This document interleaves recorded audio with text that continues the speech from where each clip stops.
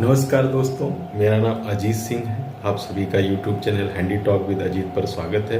दोस्तों, आज के वीडियो का टॉपिक है कनाल, मरला, जरी, करम, किला, सरसाही क्या होता है। हमारे भारत के बहुत से राज्यों में ये सब भूमि मापक की इकाइयाँ प्रयोग होती हैं और इन्हीं का हम डिटेल जानेंगे आज के इस वीडियो में। दोस्तों, यदि आप लोगों ने मेरे चैनल को अभी तक सब्सक्राइब नहीं किया है तो सब्सक्राइब कर लीजिए।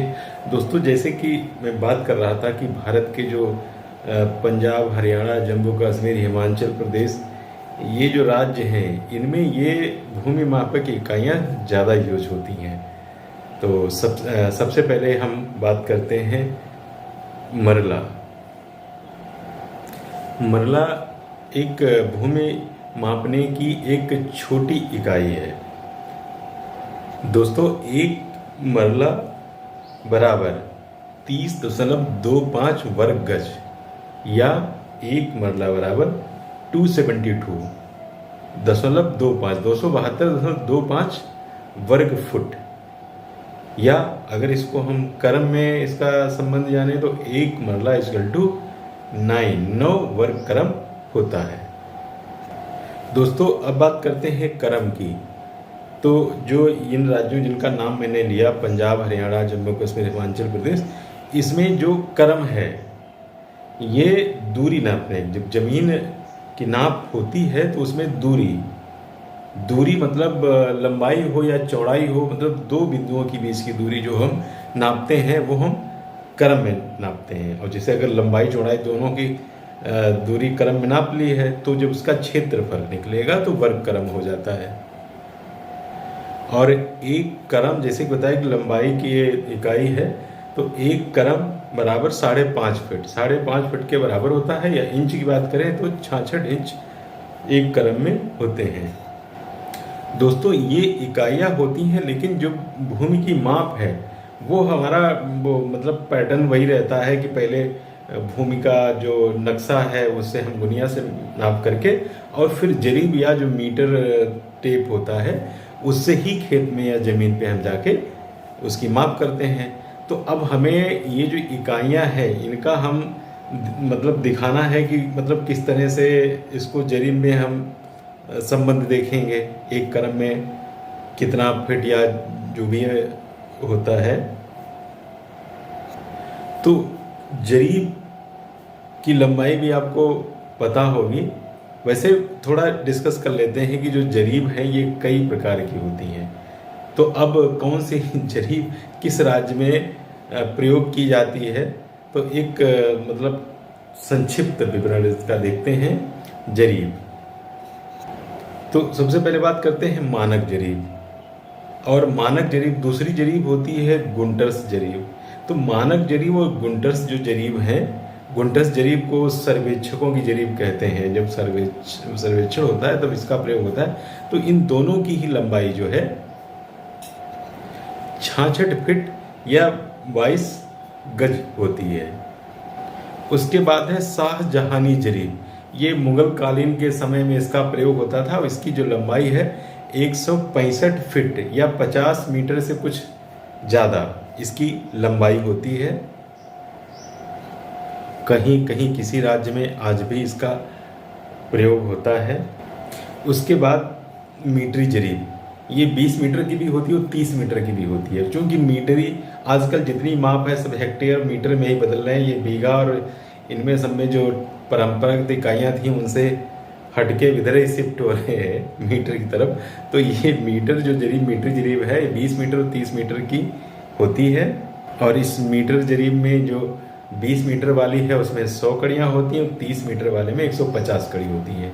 इन दोनों में ही 20 मीटर वाली जिसमें 100 कड़ी है उसमें एक कड़ी जो है 20 सेंटीमीटर बराबर होगी। और इसमें जो 30 मीटर की है जिसमें 150 कड़ियाँ हैं, इसमें एक कड़ी 20 सेंटीमीटर की ही होगी। इसके बाद एक इंजीनियर्स जरीब होती है जिसकी लंबाई होती है 30.48 मीटर। इसमें भी 100 कड़ी होती हैं और इसको इसलिए डिजाइन किया गया कि एक कड़ी जो है 1 फीट के बराबर रहे। इसके बाद में जरीब है राजस्व जरीब या घंटे जरीब। ये राजस्व विभाग द्वारा इसका अधिकतर प्रयोग किया जाता है और इस जरीब की लंबाई जो है 33 फीट होती है। तो दोस्तों, जरीब के सभी प्रकार बताने का यही मतलब है कि आप कंफ्यूज मत होना।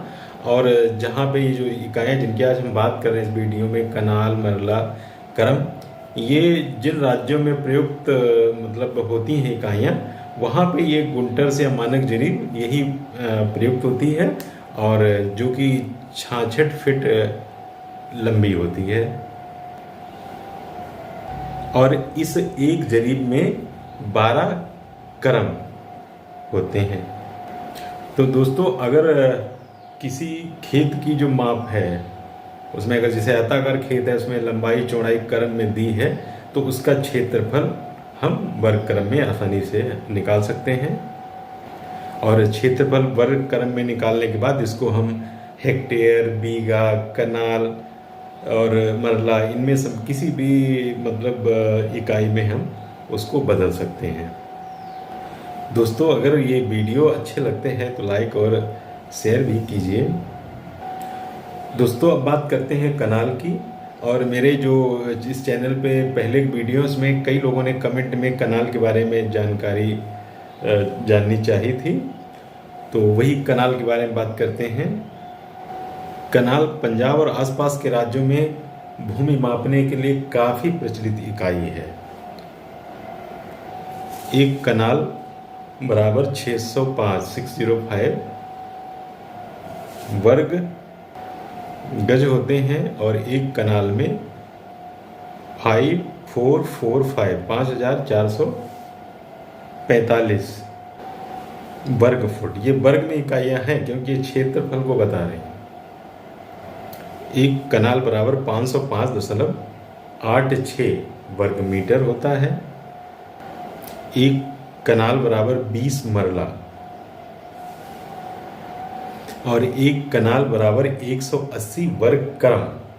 अगर अब एकड़ से इसका संबंध जानना चाहें तो ये एक कनाल जो एकड़ है उसका 8वां भाग होता है, या इसको इस तरह से कह सकते हैं कि 1 एकड़ बराबर 8 कनाल। दोस्तों, अब बात करते हैं किला की। तो किला जो है पंजाब और आसपास के राज्यों में एकड़ को ही किला कहते हैं, यानी 1 एकड़ में 1 किला होगा। और इस तरह से 1 किला या 1 एकड़ में 8 कनाल जमीन होगी और 1 किला बराबर 43,560 वर्ग फीट होंगे।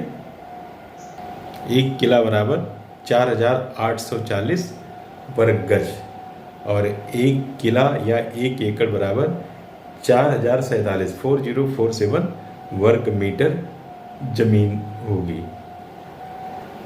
1 किला या 1 एकड़ बराबर 160 मरला, 1 किला बराबर 1440 वर्ग क्रम होंगे। दोस्तों, अब बात करते हैं सरसई या सरसाही। ये भी इकाई है, भूमि मापने की एक इकाई है जो कि उधर के राज्यों में काफ़ी ज़्यादा प्रयोग की जाती है। तो जो सरसाही है ये 1 वर्ग क्रम के बराबर इसकी माप होती है और कह सकते हैं 1 सरसाही बराबर 1 वर्ग क्रम बराबर 25 वर्ग फीट।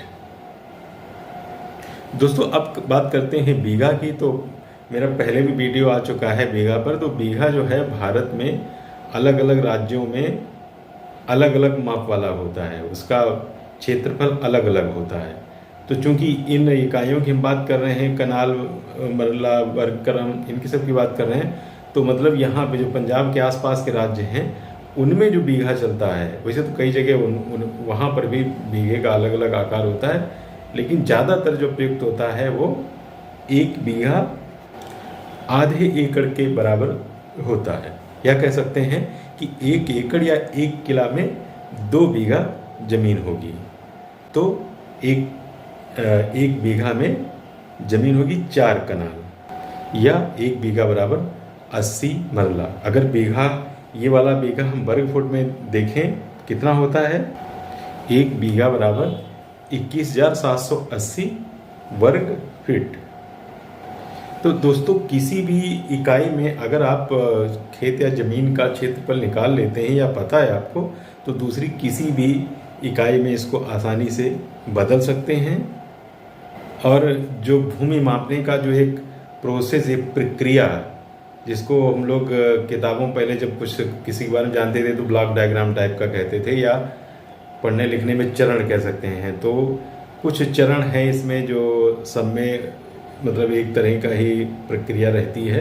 पहले क्या होता है कि नक्शा जो होता है पटवारी के पास या अपने आप तहसील से निकलवा सकते हैं, तो आपके पास जो भी गुनिया हो उससे हम नक्शे से ज़मीन को माप लेते हैं। गुनिया में जो खंड बने होते हैं कितने खंड के बराबर है, और जो आपके पास गुनिया उसमें खंड की जितनी माप होती है उसको आप मल्टीप्लाई करके और फिर जरीब या मीटरी टेप फीता लेके आप अपनी ज़मीन पर पहुंच जाइए और उतना उसकी माप कर लीजिए। तो पहला जो चरण है वो नक्शा, दूसरा चरण आप गुनिया से उसको माप लीजिए, और फिर तीसरा चरण है जितना आपने उसके खंड नापे हैं और उसको मल्टीप्लाई करके आप चाहे जरीब की कड़ियों में मल्टीप्लाई करें या उसके मीटर में, फीट गुनिया भी होती है, कई गुनिया होती हैं, तो नाप करके आप ज़मीन की अपनी जरीब या मीटरी टेप से माप कर सकते हैं।